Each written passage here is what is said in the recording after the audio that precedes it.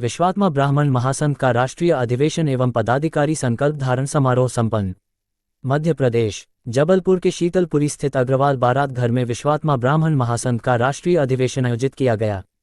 इस दौरान द्वारका शारदा पीठाधीश्वर गुरु शंकराचार्य स्वामी सदानंद सरस्वती महाराज ने कहा कि वर्ण व्यवस्था सनातन धर्म का गौरव है, इसे समाप्त नहीं किया जा सकता, लेकिन सनातन धर्म व देश हित में समस्त सनातनियों एवं हिंदुओं को एक होना चाहिए।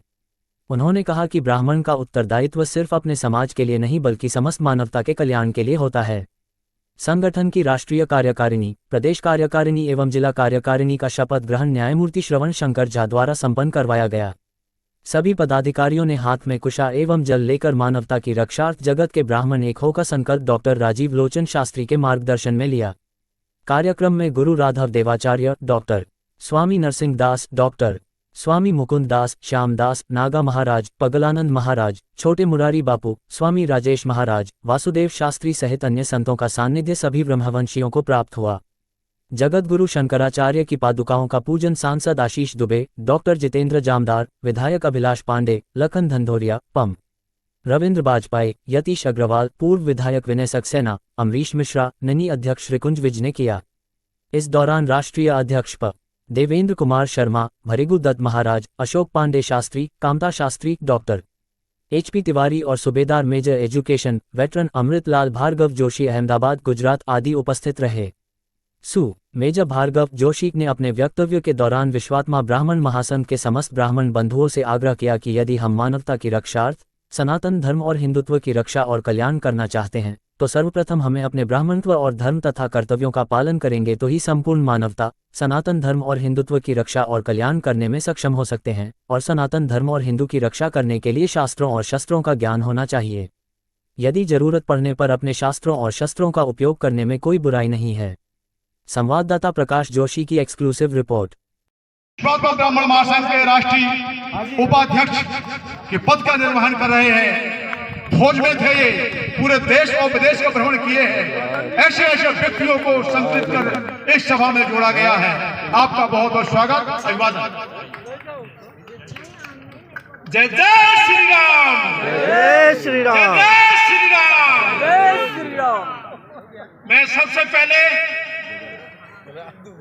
दंडवत प्रणाम करता हूँ मंचासीन संतगणों को, जिन्होंने हमें यह राह दिखाई और यहाँ तक पहुँचाया है।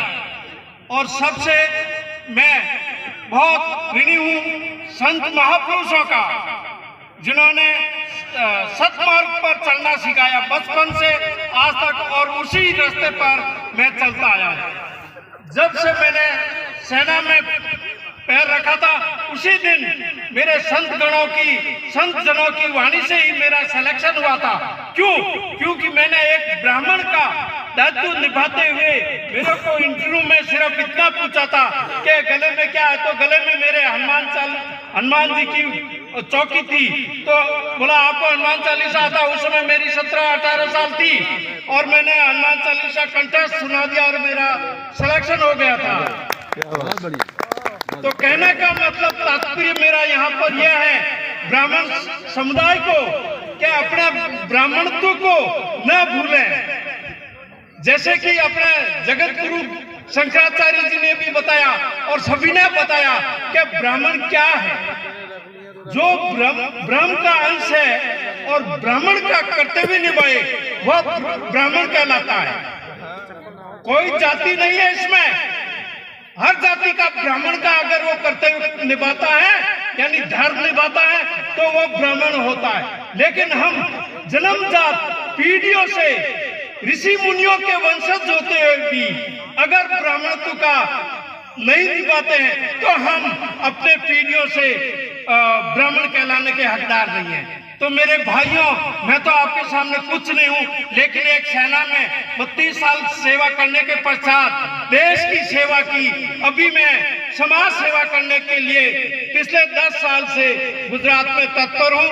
भाजपा से और RSS से जुड़ा हूँ, उप प्रमुख हूँ वहाँ पर। जिस तरह से ब्राह्मण को शास्त्रों का ज्ञान होना चाहिए उसी तरह शस्त्रों का भी ज्ञान होना चाहिए। तो शास्त्र और शस्त्र दोनों ब्राह्मण के पास होने चाहिए।